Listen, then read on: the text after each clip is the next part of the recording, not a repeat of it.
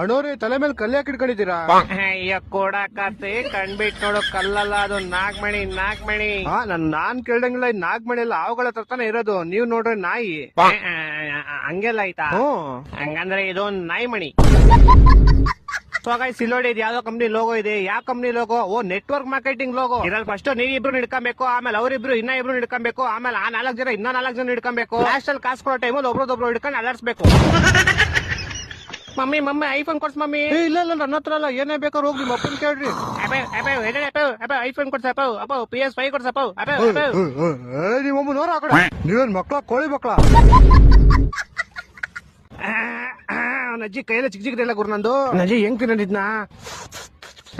ಅಣ್ಣವ್ರೆ ಒಂದ್ ಸ್ವಲ್ಪ ಹೆಲ್ಪ್ ಮಾಡ್ತೀರಾ?